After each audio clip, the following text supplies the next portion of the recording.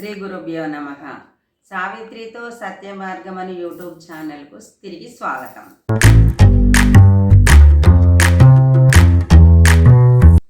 ఈరోజు మనం చెప్పబోయే టాపిక్ ఒక రామచిలకల కథ. ఒక ఊరవతల ఒక చెట్టు ఉండేది. దాని మీద రామచిలకల జంట ఉండేది. ఆ రెండు రామచిలకలకు రెండు పిల్లలు ఉండేది. రెండు చిన్న రామచిలకలు ఉండేది. అయితే ఒకరోజు అవి మేతకు పోయినాయి అన్నమాట. ఆహారం కోసానికి బయటకు వెళ్ళినాయి. అప్పుడు ఒక అతను వచ్చి ఏం చేసిండంటే ఈ రెండు రామచిలుకలను తీసుకొని ఇంటికి వెళ్ళిపోయాడు. ఇంటికి వచ్చేసి దానికి అన్ని ఆహారం, పండ్లు, జామ పండ్లు, అన్ని పండ్లు పెట్టుకుంటా దాన్ని మంచిగా పెంచుకుంటుండు.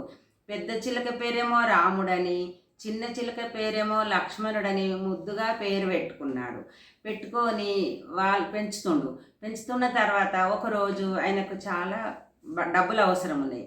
కష్టం వచ్చింది, డబ్బులు అవసరం ఉన్నాయి.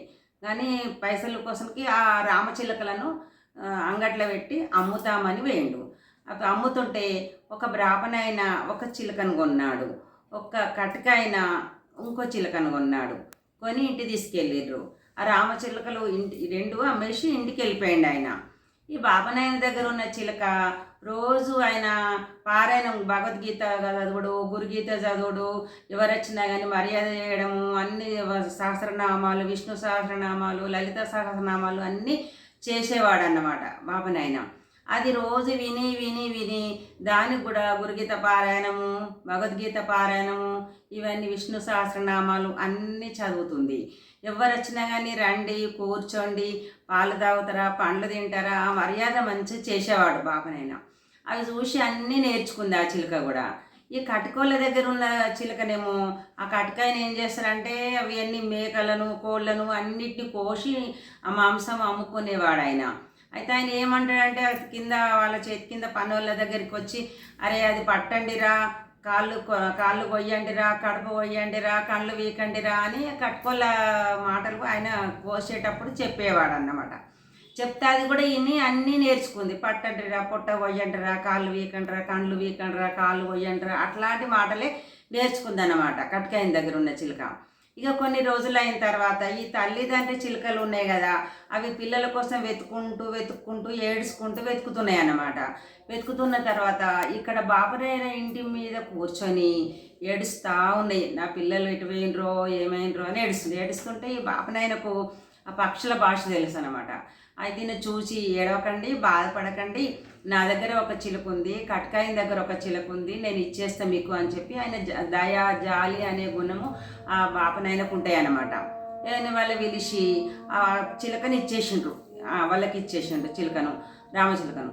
మరి ఇంకోటి కావాలి కదా అంటే తీసుకొస్తాను పోయి ఆ బాపనైన కట్క వాళ్ళ ఇంటికి పోయి తీసుకొచ్చి ఆ చిలుకను తీసుకొచ్చి ఆ చిలక ఈ చిలక రెండు చిలకలు తల్లిదండ్రికి ఇచ్చేస్తే అవి హాయిగా ఎగురుకుంటూ పోయి ఆ చెట్టు మీద మంచిగా హాయిగా ఉన్నాయి అన్నమాట.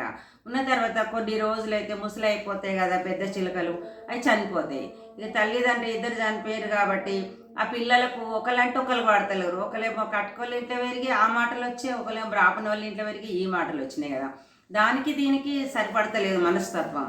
ఇట్లా కాదే, నువ్వు ఒక చెట్టు మీద ఉండు, నేను ఒక చెట్టు మీద ఉంటా అని చెప్తాడు ఈ రాముడు అనే చిలుక. చెరొక చెట్టు మీద కూర్చుంటాయి. ఒక బ్రాహ్మణ ఏం చేస్తాడంటే కాశీ యాత్రకు పోతుంటాడు. ఈ చెట్టు కిందికి వెళ్ళే దారి ఉంటుంది అన్నట్టు, ఆయనకు నడుచుకుంటూ పోయేవాళ్ళు వెనకట.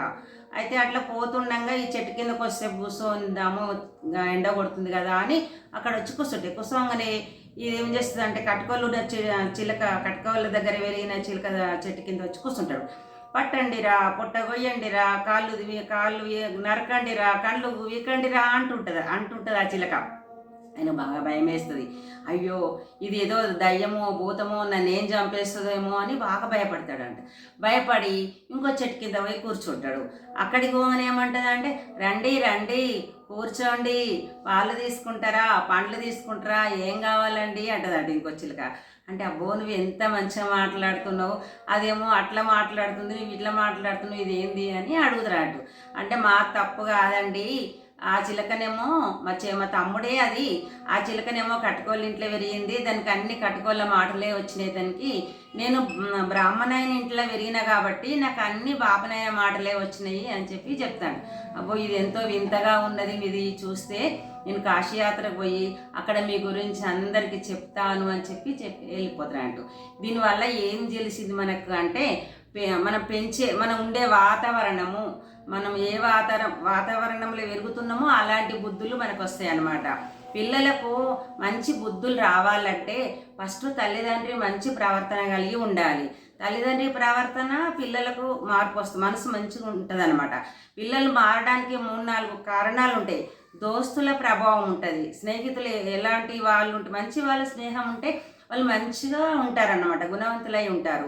స్నేహితుల ప్రభావము, సారు వాళ్ళ స్కూల్లో చెప్పే సార్ ప్రభావం ఉంటుంది, తల్లిదండ్రి ప్రభావం ఉంటుంది, పూర్వజన్మ సంస్కారం ఉంటుంది. ఇవన్నీ కలిసి వచ్చి వాళ్ళు మంచిగా ఎదగాలంటే చుట్టుపక్కల వాళ్ళందరూ మంచిగా ఉంటారు అనుకో, మనము అదే వాతావరణంలో పెరిగినటువంటి వాళ్ళు మంచి బుద్ధులు మంచి లక్షణాలు వస్తాయి. తల్లిదండ్రి ఎక్కువ పాత్ర తల్లిదండ్రిది కూడా ఉంటుంది. వీళ్ళు మంచి లక్షణంగా పెంచాలి, డబ్బులు సంపాదించాలి పిల్లల కోసం అని ఆలోచిస్తారు, కానీ వాళ్ళకు మంచి సంస్కారం ఇవ్వాలి అనే ఆలోచన తల్లిదండ్రికి ఉండాలి. అలా పెంచి లోక కళ్యాణం కోసం ఉపయోగపడేటువంటి పిల్లల్ని ఆ విధంగా తయారు చేయాలి. మన వంతు మనం సహాయం చేయాలి, పిల్లల్ని ఆ విధంగా తీర్చిదిద్దాలి. శ్రీ గురుభ్యో నమః.